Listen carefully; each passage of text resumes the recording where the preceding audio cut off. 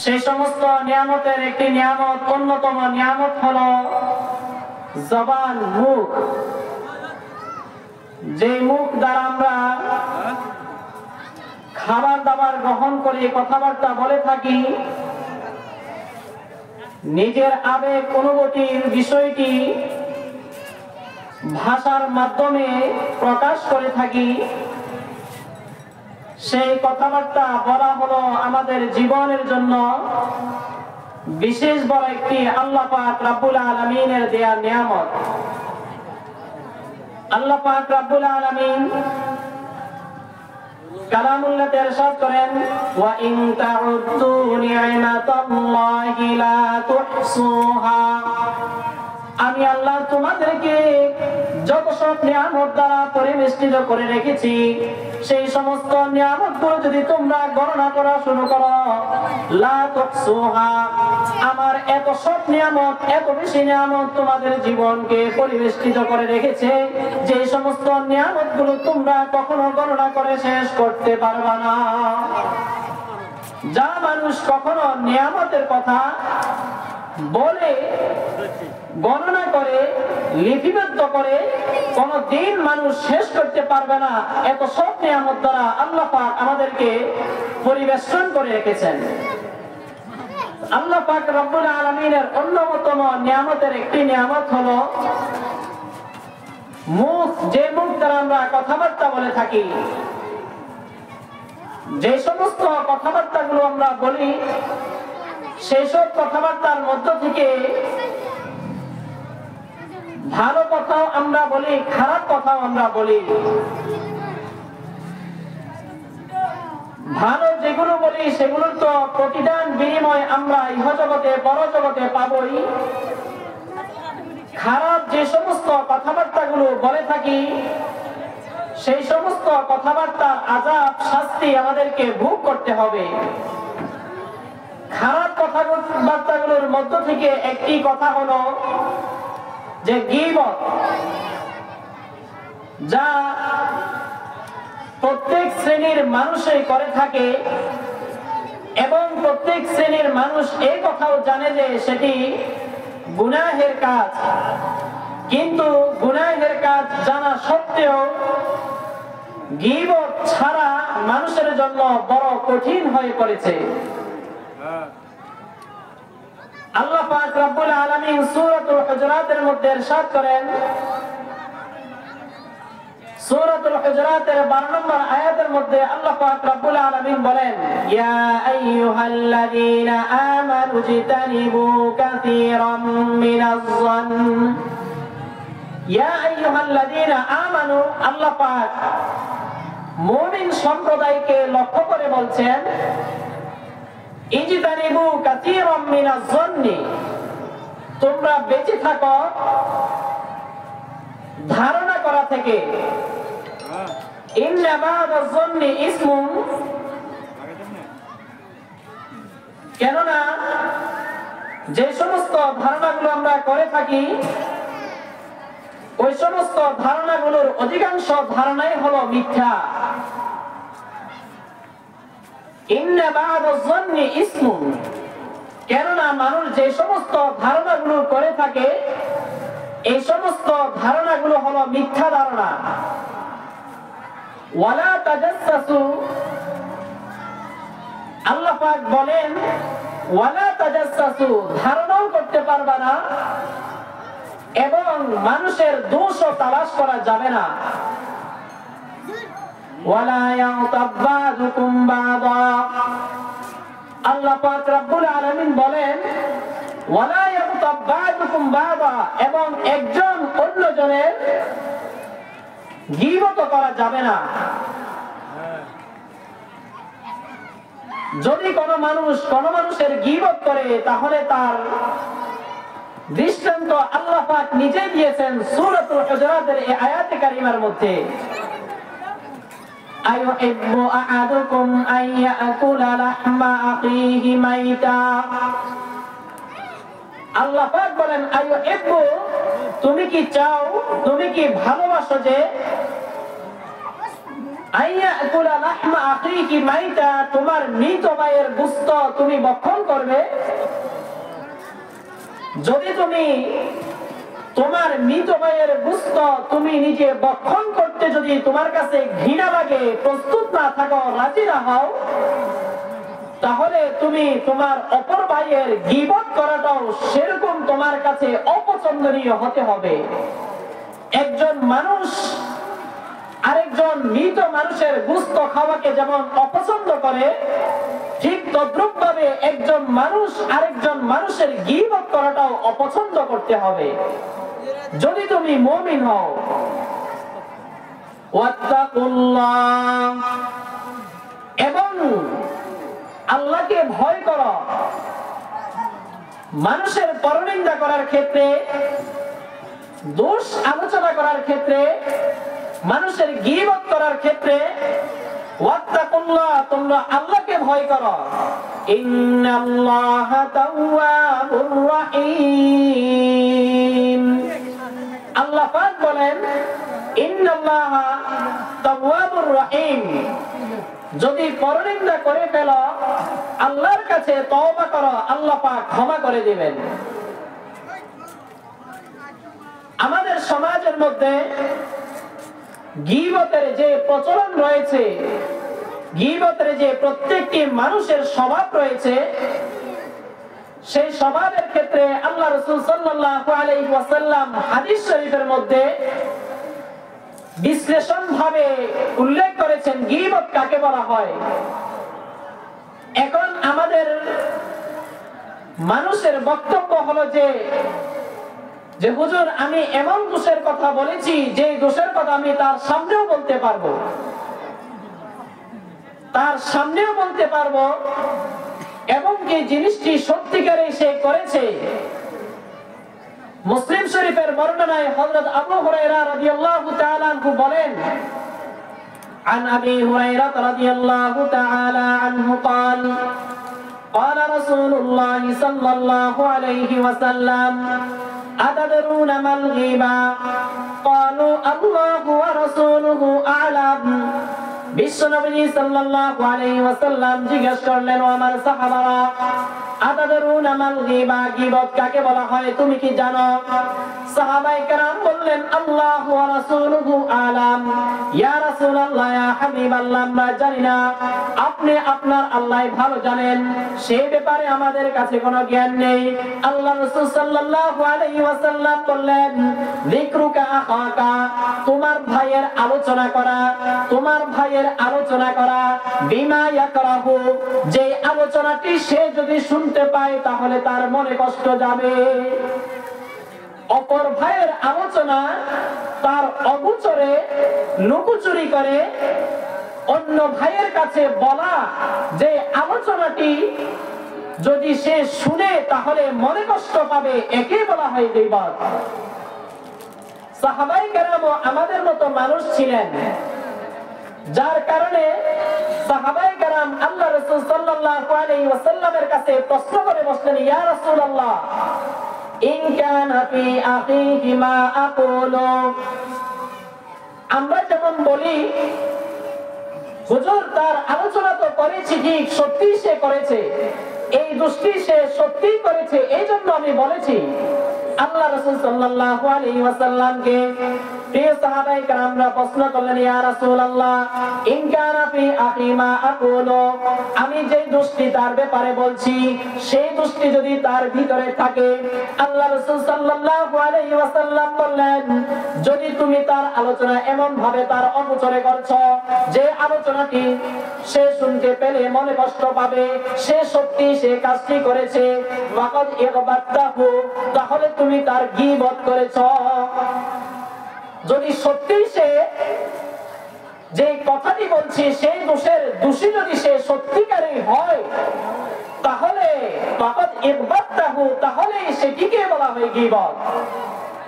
সাহাবায়ে কেরাম প্রশ্ন করলেন, ইয়া রাসূলুল্লাহ, ইন কানা ফি আখি মা ইন লাম ইয়াকুন ফিহি মা আকুলু, আমি যা বলছি সেই দোষটি যদি তার ভিতরে না থাকে, আল্লাহ রাসূল সাল্লাল্লাহু আলাইহি ওয়াসাল্লাম বললেন, যদি যে দোষের কথা তুমি আলোচনা করেছো তার অগোচরে সে শুনলে মনে কষ্ট যাবে, অথচ সে দোষটি করে নাই, ফাকাদ বাহাত্তাহু, তাহলে তুমি তার উপর অপবাদ দিয়েছো। অপবাদ এক রকমের কবিরা গুনাহ, গীবত আরেক প্রকারের কবিরা গুনাহ। যদি সত্যিকারে সে দোষটি করে থাকে তাহলে ফাকাদ ইগবাত্তাহু, তাহলে তুমি তার গীবত করেছো। আর যদি সত্যিকারে সে দোষটি করে না থাকে ফাকাদ বাহাত্তাহু, তাহলে তুমি তার উপর বুহতান লাগিয়েছো, অপবাদ দিয়েছো। দুটোই কবিরা গুনাহ। এই জন্য আমরা গীবত মানুষ করে থাকে দুই কারণে। একটা হলো ভুল ধারণার কারণে, আর একটা হলো হিংসার কারণে। হিংসার বশীভূত হয়ে মানুষ গীবত করে। আর একটা হলো খারাপ ধারণা, তার উপর সন্দেহ।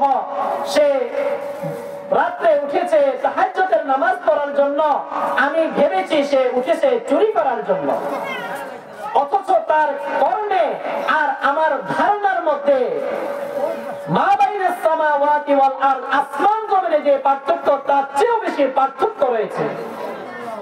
তাহলে তার খারাপ ধারণার কারণে মানুষ গীবত করে। আরেক প্রকার গীবত করে মানুষ হিংসা বশীভূত হয়ে। হিংসা মানুষ কেন করে? যে পরের ভালো দেখতে পারে না, এই জন্য মানুষ হিংসা করে।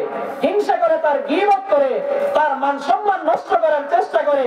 আর বলে, হুজুর আপনি যাকে প্রাণ দিচ্ছেন, দান সদকা করছেন, যার নাম মিষ্টি করেছেন, সে এরকম এরকম করে। আসলে মূল উদ্দেশ্য হলো তার প্রতি হিংসা। হিংসার বশীভূত হয়ে মানুষ অন্যের কাছে গীবত করে, যে গীবতের কারণে তার মান সম্মান নষ্ট হয়ে যায়।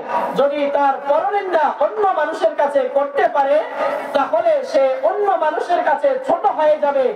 একে বলা হয় গীবত। আর আমাদের সমাজে চায়ের দোকানে বসে বসে আড্ডা দিয়ে দিয়ে বিভিন্ন হাসি মজাক ঠাট্টা করার জন্য মানুষ গীবত করে। ঠাট্টা মশকরা করার জন্য, মানুষকে হাসানোর জন্য। গীবত এমন একটি বড় গুনাহ, যে গুনাহটি জিনা করার চেয়েও বড় গুনাহ। عن أبي سعيد الخدري رضي الله تعالى عنه قال قال رسول الله صلى الله عليه وسلم الغيبة أشد من الزنا। হযরত আবু সাঈদ খুদরি রাদিয়াল্লাহু তাআলা আনহু বলেন, আল্লাহ রাসূল সাল্লাল্লাহু আলাইহি ওয়াসাল্লাম বলেছেন, আল গীবাতু আশাদ্দু মিনাজ জিনা, গীবত জিনার চেয়েও মারাত্মক একটি বড় গুনাহ। গীবতের গুনাহ জিনা করার চেয়েও বড় গুনাহ। সাহাবায়ে কেরাম প্রশ্ন করলেন, ক্বালু ইয়া রাসূলুল্লাহ ওয়া কাইফাল গীবাতু আশাদ্দু মিনাজ জিনা, গীবত কি করে আবার জিনার চেয়েও মারাত্মক গুনাহ হয়, বড় গুনাহ হয়? আল্লাহ রাসূল সাল্লাল্লাহু আলাইহি ওয়াসাল্লাম সাহাবায়ে কেরামের প্রশ্নের উত্তর দিয়ে দিলেন, ইন্নার রাজুলা লা ইয়াসনি সুম্মা ইয়াতুবু ফায়াতুবুল্লাহু আলাইহি, যখন মানুষ জিনা করে সে জানতে পারে আমি একটি বড় কবিরা গুনাহ করেছি, সুম্মা ইয়াতুবু, অতঃপর আল্লাহর কাছে তওবা করে, দুই চোখের অশ্রু ছেড়ে দিয়ে আল্লাহর কাছে ক্রন্দন করে বলে, আল্লাহ আমি এই জিনা করেছি, বড় একটি মহাপাপ করেছি, আমি এই বড় মহাপাপ আপনার কাছে ক্ষমা চাই, আপনি আমাকে ক্ষমা করে দিন। আল্লাহর কাছে চোখের অশ্রু ছেড়ে দিয়ে যখন বান্দা কান্দে, আল্লাহ পাক রব্বুল আলামিন তার জিনার গুনাহটা maaf করে দেয়। তার জিনার গুনাহ আল্লাহ পাক maaf করে দেয়। ওয়া ইন্না সাহিবাল গীবাতি, সাহাবায়ে কেরাম যে প্রশ্ন করেছিলেন যে ইয়া রাসূলুল্লাহ গীবত কি করে জিনার চেয়ে মারাত্মক গুনাহ হয়, আল্লাহ রাসূল এবার বলেন, ওয়া ইন্না সাহিবাল গীবাতি লা ইউফারু লাহু হাত্তা ইউফারাহা লাহু সাহিবুহু। আল্লাহ রাসূল সাল্লাল্লাহু আলাইহি ওয়াসাল্লাম বলেন, ও সাহাবীরা তোমরা কি জানো না জিনার চেয়ে গীবত কি করে মারাত্মক গুনাহ হয়? আল্লাহ রাসূল সাল্লাল্লাহু আলাইহি ওয়াসাল্লাম বলেন, ওয়া ইন্না সাহিবাল গীবাতি, যে ব্যক্তির গীবত করেছে, লা ইউগফারু লাহু, তাকে ক্ষমা করা হয় না, হাত্তা ইউগফারা লাহু সাহিবুহু, যতক্ষণ পর্যন্ত যে ব্যক্তির গীবত করেছে সেই ব্যক্তি যতক্ষণ পর্যন্ত গীবতকারীকে ক্ষমা করবে না, ততক্ষণ পর্যন্ত সেই ব্যক্তিকে আল্লাহ ক্ষমা করবে না। যদি জিনা করে আল্লাহর কাছে ক্ষমা চায়, আল্লাহ ক্ষমা করে দেয়, কিন্তু গীবতের ক্ষেত্রে ওয়া ইন্না সাহিবাল গীবাতি, আর গীবতকারীর অপরাধ এত বড় অপরাধ যে লা ইউগফারু লাহু হাত্তা ইয়াগফিরাহা লাহু সাহিবুহু, যতক্ষণ পর্যন্ত যার গীবত করেছে সেই ব্যক্তি যতক্ষণ পর্যন্ত গীবতকারীকে ক্ষমা করবে না, ততক্ষণ পর্যন্ত আল্লাহ তাকে ক্ষমা করবে না। আর চায়ের দোকানে বসে বসে হাসি মজাক করার জন্য যদি দু একটি কথা বলতে সে না পারে, তাহলে মানুষ কি বলবে? এই জন্য মানুষের গীবত করে, হাসি ঠাট্টা করে, হাসি মজা করে। আল্লাহ রাসূল সাল্লাল্লাহু আলাইহি ওয়াসাল্লাম হাদিস শরীফের মধ্যে ইরশাদ করেন, আন আবি হুরায়রা রাদিয়াল্লাহু তাআলা আনহু قال قال رسول الله صلى الله عليه وسلم ان العبد لا يتكلم الكلمه, যখন বান্দা কোনো কথা বলে, লা ইয়াকুলুহা ইল্লা লিয়ুসহিকা বিহিন নাস, শুধু মানুষকে হাসানোর জন্য মিথ্যা কথা বলে, মানুষকে হাসানোর জন্য মিথ্যা কথা বলে, গীবত বলে, শিকায়েত বলে, পরনিন্দা করে, মানুষকে একটু আনন্দ দেওয়ার জন্য, মজমা জমা করার জন্য, চায়ের আসর গরম করার জন্য, দোকানের মধ্যে বাহাদুরি দেখানোর জন্য মানুষের গীবত করে, আল্লাহ রাসূল সাল্লাল্লাহু আলাইহি ওয়াসাল্লাম বলেন, লা ইয়াকুলুহা ইল্লা লিয়ুসহিকা বিহিন নাস, মানুষকে হাসানোর জন্য যে ব্যক্তি কথাবার্তা বলে, মিথ্যা কথা বলে, গীবত করে, আল্লাহ রাসূল সাল্লাল্লাহু আলাইহি ওয়াসাল্লাম বলেন, তাকে জাহান্নামের এমন স্তরে নিক্ষেপ করা হবে, মা বাইনাস সামাওয়াতি ওয়াল আরদি, আসমান এবং জমিনের দূরত্ব যতটুকু, তাকে জাহান্নামের মুখ থেকে জাহান্নামের ভিতরে এত দূরে একটি গর্তের মধ্যে নিক্ষেপ করা হবে। নাউযুবিল্লাহ। এই জন্য এই সমস্ত গীবত থেকে আমাকে বেঁচে থাকতে হবে। যে সমস্ত গীবতের কারণে আমার ঈমান নষ্ট হচ্ছে, আমল নষ্ট হচ্ছে, অন্য ব্যক্তির সমালোচনা আমি করছি, অথচ সেই দোষটি আমার ভিতরেও রয়েছে, এর চেয়েও আমি মারাত্মক এবং বেশি দোষে আমি নিজেও দোষী, ওই সমস্ত নিজের দোষগুলো না দেখে শুধু অন্যের দোষ দেখে। এই জন্য মানুষের প্রতি খারাপ ধারণা আমাকে পরিহার করতে হবে এবং মানুষের হিংসার বশীভূত হয়ে মানুষ যে গীবত করে সেই গীবত আমাকে পরিহার করতে হবে। আল্লাহ রাসূল সাল্লাল্লাহু আলাইহি ওয়াসাল্লাম আরেক হাদিস শরীফে ইরশাদ করেন, قال رسول الله صلى الله عن ابي هريره رضي الله تعالى عنه قال قال رسول الله صلى الله عليه وسلم أتدرون ما أكثر يدخل الناس الجنة, ও আমার সাহাবীরা তোমরা কি জানো বেশিরভাগ মানুষ কি কারণে জান্নাতে যাবে?